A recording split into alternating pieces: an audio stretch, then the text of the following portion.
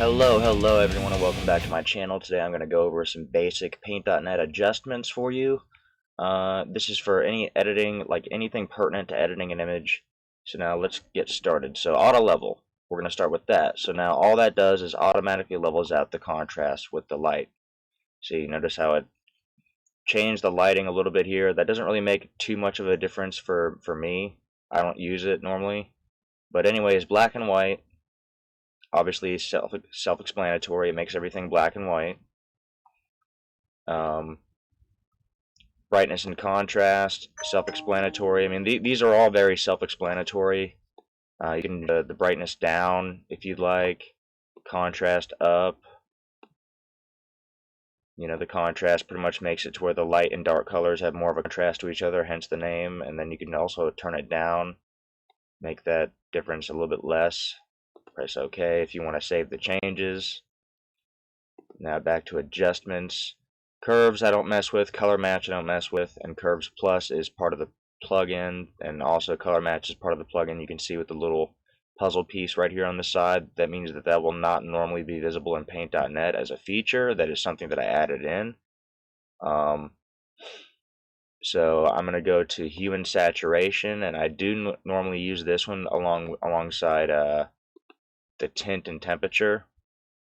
So you can also add a sepia effect, or sepia, I don't really know how to pronounce that, but yeah, that's pretty much what that does. You can increase the intensity or decrease it at your own will.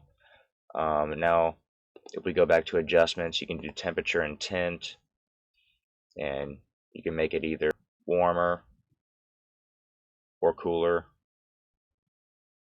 which in this case it made it blue because obviously the image was already pretty orange. So we're going to set it right back to the middle, and then the tint, you can either make it a purple tint or a green tint. And that's pretty much it. So we're just going to press OK on that, and then my favorite, hue and saturation. So as you can see, it makes the orange pop a lot more, and then you can make that either darker or lighter. See?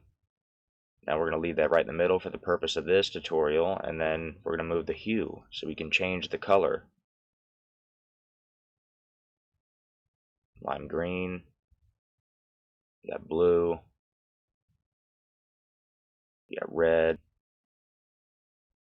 purple, or any color that you want to, pretty much. So then we're going to press OK to save those changes. Back to adjustments, you can invert the colors. You see how it makes it green, but it also messes with the contrast a little bit. So we're going to go back to adjustments and then brightness and contrast, and we're going to bring the contrast up to make it to where you see the trees and such more. So there you go. Now we're going to press OK to save that, and that's pretty much the base adjustments that you need for editing images. In future videos, I will show you how to use the layers. I'll show you how to use some more effects, and the effects I'll probably go over one by one with you guys. But anyways, like and subscribe if you enjoyed the video, and I'll see you in the next one.